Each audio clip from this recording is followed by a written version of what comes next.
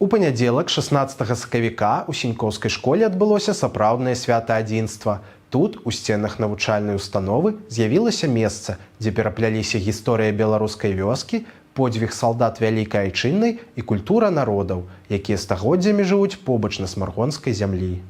Перад урачыстым адкрыццём музея з прамовай да прысутных звярнуліся намеснік старшыні райвыканкама Ігар Шчасны і начальнік управлення адукацыі Святлана Шчасная.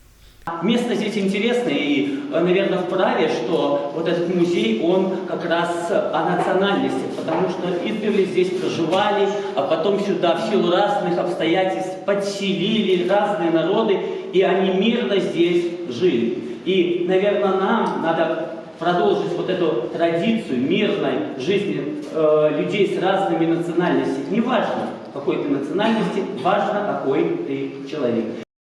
Когда у вас в школе есть музей, исторический, краеведческий, да? Потому что на уроках постигать науку и историю – это одно, правда? А прийти в музей, что-то потрогать, дополнительно почитать, узнать, запомнить, сфотографировать, с кем-то поделиться.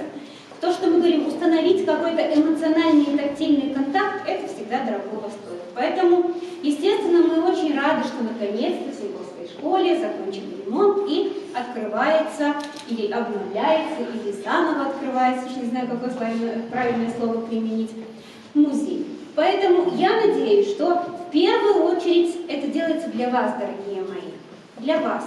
И надеюсь, что вы там будете частными гостями. Надеюсь, что у вас, Илья Юрьевич, появятся экскурсоводы по этому музею разного возраста, которые смогут не только своих ребят познакомить с экспонатами, но и приглашать учащихся других школ. Потому что это всегда интересно ездить в гости друг к другу, узнавать что-то новое.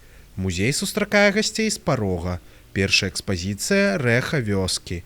Гэта стылізаваная сялянская хата з сапраўднай печкай, гліняным посудам і старымі ручнікамі. Але галоўнае, тут сярод беларускага побыту знайшлі месца і элементы жаночага татарскага нацыянальнага касцюма. Сімвал таго, што культура розных народаў на Сінькоўшчыне пераплецены непарыўна. Наступная зала – навальніца над краінай. Яна прысвечана 2 сусветным войнам. Асаблівае месца займае стэнд з партрэтамі ветэранаў землякоў і матэрыялы расследавання фактаў генацыду беларускага народа. Гэта экспазіцыя нікога не пакіне абыякавым. Апошняя экспазіцыя «Свет сёння» складаецца з фотаздымкаў з фестываляў і сучасных свят, што праходзяць у розных куточках Смаргоншчыны. Гэта адначасова вынікі мінулага і позірку будучыню. Гэта тое, што неабходна, каб памятаць даўнейшае, шанаваць сучаснае і будаваць агульную будучыню разам. Перад намі стаяла вельмі адказная мэта, гэта перапрацаваць усю ідэю музея, то бок вынесці і занесці ўсё зноў ужо за сваім стілем, за сваімі асаблівасцямі, з новымі экспанатамі. Канешне, праца была зроблена вельмі вялікая, працавалі ўсе, і дапамагаў і сельскі выканаўчы камітэт, і дапамагаў наш КСУП Сінькі. Таксама вельмі быў уражаны тым, што водклік быў чутны і ад нашай праваслаўнай царквы, і ад манастыра ў Багушах вельмі дапамаглі, напрыклад, з экспанатамі па Першай сусветнай вайне. Увогуле праца была праведзена вельмі маштабная, якасная, таму вось як вынік мы сёння тут, у нашым новым перапрацаваным музеі, дзе ёсць месца для ўсіх.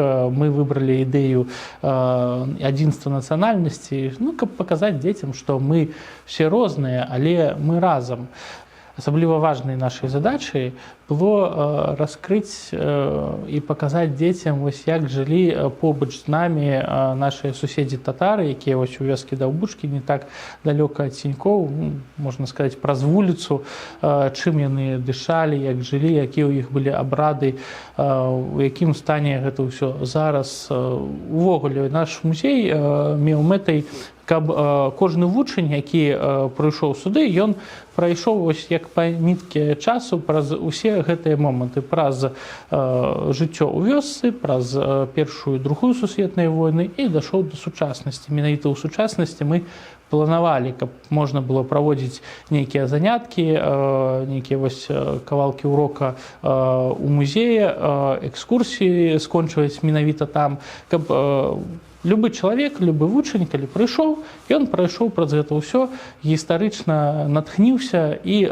прыйшоў да нейкай лагічнай высновы, што мы прайшлі разам цяжкі, дастаткова шмат у чым шлях і выйшлі на нашу сучаснасць, дзе няма вайны, дзе мы жывем у міры, дзе мы жывем разам у сяброўстве.